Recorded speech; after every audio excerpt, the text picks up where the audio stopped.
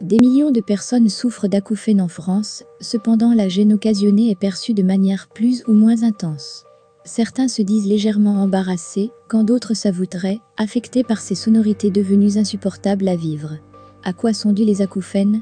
Parmi leurs multiples causes, certaines sont bien identifiées. Les acouphènes peuvent provenir d'une diminution régulière de l'audition liée à l'âge ou survenir après une exposition à un grand bruit. D'autres sont liés à une maladie, à la prise de médicaments ou à un traumatisme crânien ayant provoqué un dommage ou une inflammation de l'appareil auditif.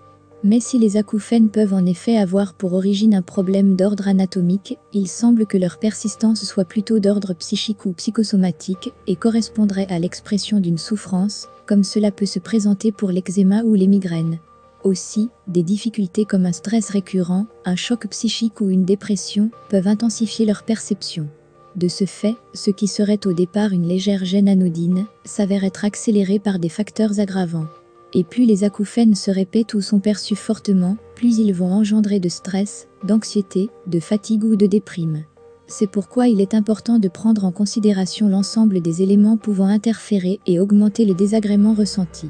Ces conditions aléatoires font des acouphènes une affection particulièrement difficile à détecter et à soigner, tant leur ressenti reste subjectif, c'est-à-dire propre à chaque personne touchée. Le rôle de l'hypnose sur les acouphènes. Puisque ce phénomène correspond davantage à une perception sensorielle qu'à un désordre physiologique, c'est en travaillant sur l'émotionnel que l'hypnothérapie va être une aide précieuse. En effet, le système auditif étant relié au système nerveux, un lien étroit existe entre la présence d'acouphènes et l'état physiologique, le stress par exemple. Le travail va donc consister à séparer l'acouphène de l'émotion ressentie. L'hypnose va agir en profondeur sur le stress engendré en communiquant avec l'inconscient et en suggérant de nouveaux conditionnements au cerveau.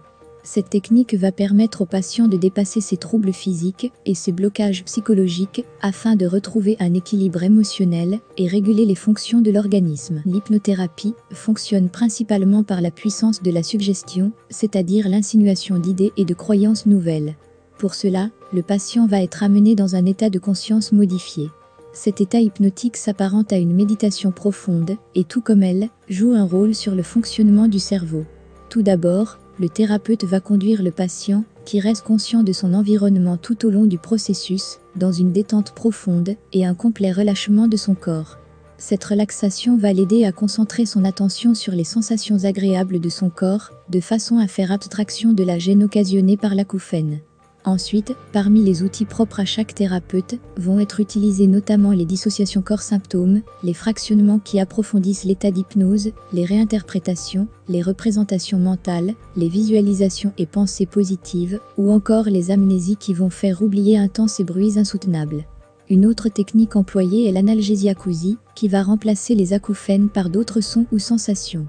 Toutes ces méthodes vont agir sur la persuasion de la personne et la diminution progressive de son ressenti sonore. En fonction de chaque situation, la durée de traitement sera plus ou moins longue, de quelques heures à une période de plusieurs mois. L'objectif recherché en hypnothérapie est de faire venir progressivement le patient à l'autonomie, grâce notamment à l'auto-hypnose. Afin de garantir le succès de la guérison, ou au moins l'atténuation des effets, il est important que la démarche vienne de la personne elle-même. Celle-ci doit croire en sa guérison et s'en donner les moyens. Le rôle du thérapeute est alors de la guider dans cette démarche, afin qu'elle retrouve un mieux-être.